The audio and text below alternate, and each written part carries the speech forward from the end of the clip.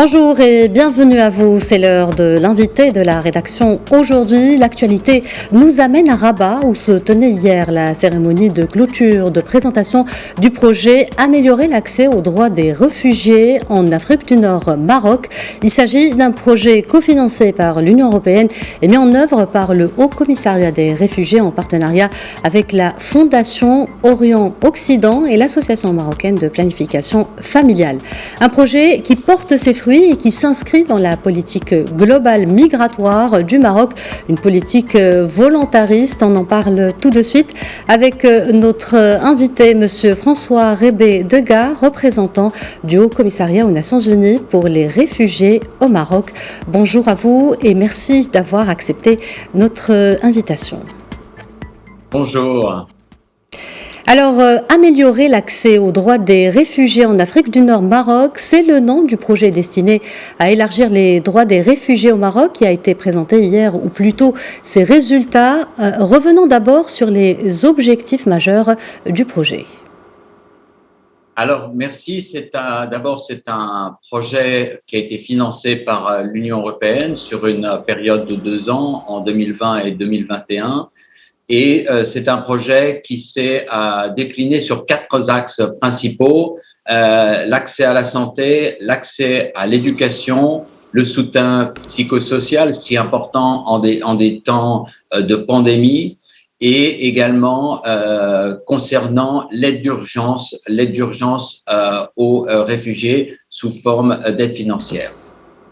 Monsieur François Rebé-Degas, il s'agit d'un projet fort d'au moins 4 partenaires, le HCR, l'Union européenne, la Fondation Orient-Occident et l'Association marocaine de planification familiale, une chaîne d'acteurs qui n'ont pas forcément l'habitude de travailler ensemble. Pourtant ici, ils sont réunis dans ce projet avec un rôle spécifique dédié à chacun. Dites-nous, quelle a été l'action de chaque partenaire dans le cadre de ce projet ? Alors avant tout, et comme nous l'a rappelé justement et de façon assez émouvante une réfugiée hier lors de la cérémonie de clôture, avant tout il y a le Maroc. Nous ne serions pas là, nous ne ferions pas ce travail si le Maroc n'était pas une terre d'asile. Et cette réfugiée a tout d'abord remercié le Maroc. Il y a l'Union européenne qui est un partenaire clé, stratégique, et également un bailleur de fonds qui apporte un soutien financier très important au HCR et à son action. Il y a le HCR, Organisation internationale pour les réfugiés, qui au Maroc, en très étroite collaboration avec les institutions marocaines, le gouvernement marocain, procède à l'enregistrement des réfugiés, effectue la détermination du statut de réfugié, l'exercice juridique de l'examen des demandes d'asile et coordonne très étroitement avec le gouvernement du Maroc un ensemble d'actions de protection et d'assistance pour les réfugiés. Et au contact de ces populations bénéficiaires, sur la front de ces actions communes, il y a nos partenaires, la Fondation Orient-Occident, l'Association marocaine de planning familial, et je voudrais souligner le rôle essentiel que ces partenaires de la société civile jouent pour la protection et l'assistance des réfugiés. Ils ont joué un rôle d'autant plus important dans une situation de pandémie qui a exacerbé la précarité de ces populations. Très bien. Hier, l'heure était au bilan de ce projet lors de la cérémonie de clôture. Les résultats ont été exposés avec les axes détaillés du programme. Parmi ces priorités figure l'accès aux soins, à l'éducation aussi, mais pas seulement. Alors, je voudrais vous donner pour les 4 volets que nous avons évoqués des exemples, des résultats très, très probants qui ont été réalisés par l'ensemble de ces acteurs au Maroc. L'aide d'urgence financière, c'est une aide qui a été déclinée immédiatement pendant la période de pandémie. Nous avons contacté l'Union européenne, elle a immédiatement mis à disposition des financements supplémentaires et nous avons pu assister 6 000 réfugiés sur l'ensemble du territoire marocain, c'est-à-dire plus de 75 localités, avec des paiements exceptionnels pour tout le monde pendant la période du Covid. L'action dans le domaine de l'éducation a eu des résultats tout à fait extraordinaires, puisque dans les écoles marocaines, primaires et secondaires, ce soutien a permis un taux de réussite des enfants réfugiés soutenus de 90%. Dans le domaine de la santé, ce sont 12 500 consultations primaires et secondaires qui ont bénéficié à 5 200 réfugiés. Et dans le domaine de la santé mentale, si important dans ces crises de pandémie pour tout le monde, y compris pour les demandeurs d'asile et les réfugiés, ce sont plus de 9 500 séances d'écoute psychologique qui ont pu être organisées et qui ont amené à un suivi psychologue pour 300 réfugiés. Monsieur François Rebey-Degas, est-ce que l'on peut affirmer que dans ce projet réside un challenge particulier dans le contexte actuel, celui de faire face à l'impact de la pandémie sur les réfugiés au Maroc, et quels étaient les véritables enjeux, du coup, ont-ils évolué au cœur de cette crise sanitaire qui ne semble plus en finir? Absolument, vous avez mis l'accent sur un aspect très difficile de notre action commune. Le Covid, la pandémie, affecte tout le monde et encore plus les populations dans des situations de précarité exacerbée.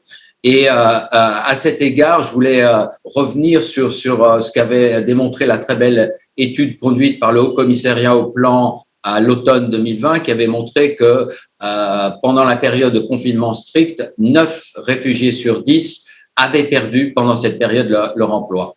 Cette pandémie amène une précarisation accrue, amène des besoins nouveaux. Je voulais réitérer toute l'appréciation du haut-commissaire et du HCR pour l'approche inclusive du Maroc dans sa réponse sanitaire, et dont l'élément le plus récent est l'accès et l'effort qui a été fait pour permettre l'accès de tous les réfugiés et les demandeurs d'asile ainsi que les migrants à la vaccination, effort concernant lequel j'ai pu remercier le ministre de la Santé lors de ma réunion récente.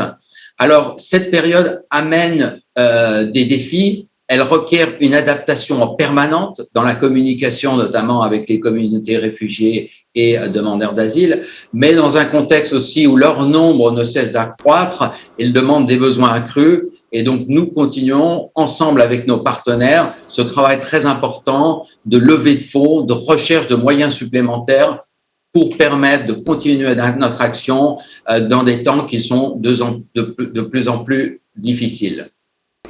Ce projet illustre une très belle collaboration entre le Haut Commissariat des réfugiés et le Maroc, mais aussi l'Union européenne pour garantir les droits des réfugiés. Une mission commune est accomplie, selon vous, et si oui, quels en ont été les atouts stratégiques?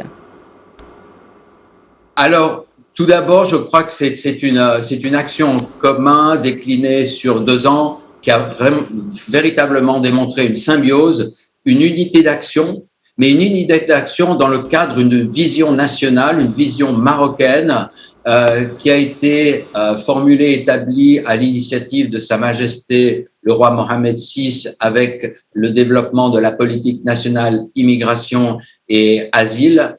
Et dans le cadre de ce travail, il demeure des étapes importantes. Et nous avons un bel horizon avec l'année 2023, puisque l'année 2023 marquera le 10e anniversaire de l'établissement de la politique nationale d'immigration et asile et coïncidera avec la tenue du 2e Forum mondial pour les réfugiés en décembre 2023 à Genève. Et à cet horizon, il demeure des étapes importantes dans la continuité de la mise en œuvre de cette vision royale, de cette politique nationale, dont l'établissement de la loi asile, également un travail continu sur la question de la documentation qui reste un souci, un véritable défi, comme l'a souligné l'étude du HCP qui démontrait que seulement 45% des réfugiés avaient des documents de résidence à jour. Et également la poursuite de ce travail d'accès des demandeurs d'asile et des réfugiés à la santé, à l'éducation, et cela dans le cadre très porteur du développement par le Maroc d'une politique universelle de protection sociale. Monsieur François Rebé-Degas, parlons à présent justement de la politique globale du Royaume à l'égard des réfugiés. Plusieurs conventions importantes ont déjà été signées.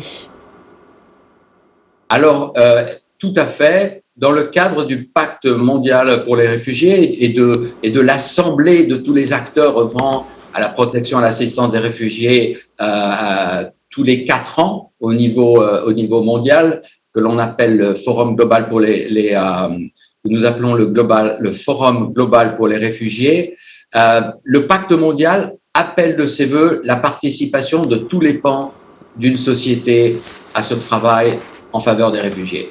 Et au Maroc, nous avons tout un ensemble de partenariats, tant avec les institutions du Maroc, les institutions gouvernementales. Nous avons signé un accord de partenariat avec le ministère de l'Éducation au début de cette année. Nous sommes en train d'en préparer un avec le ministère de la Santé.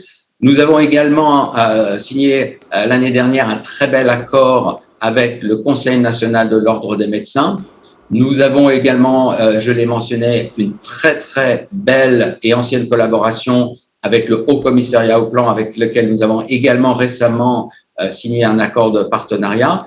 Mais nous travaillons aussi dans les domaines du vivre ensemble, de la culture, du sport. Et pour vous donner un exemple, nous avons signé un très très bel accord avec cette belle association marocaine, Tibu, qui œuvre au Maroc, mais aussi sur le continent africain, pour l'utilisation du sport comme facteur de développement et d'insertion socio-économique.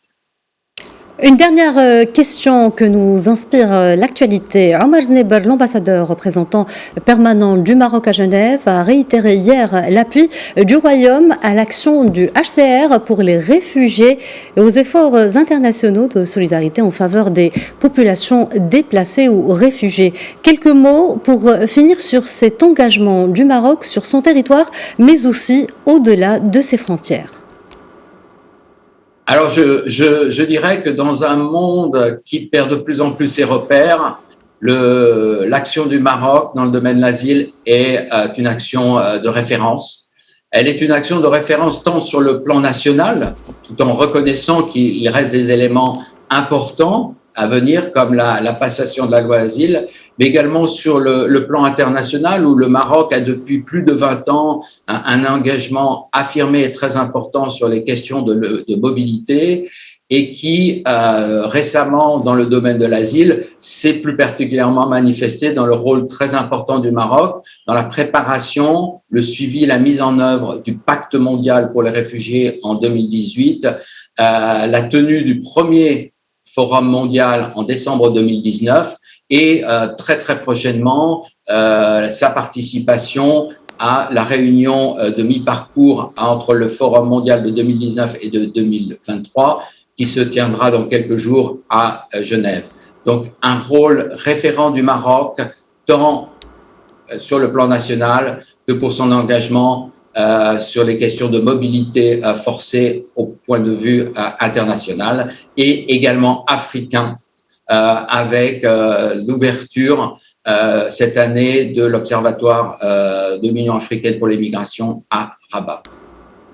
Monsieur François Rebé-Degas, merci d'avoir répondu à nos questions. Je rappelle que vous êtes représentant du Haut Commissariat aux Nations Unies pour les réfugiés au Maroc. Merci beaucoup. Et merci à vous, chers téléspectateurs. Je rappelle que vous pouvez retrouver cet entretien sur notre média digital Média News.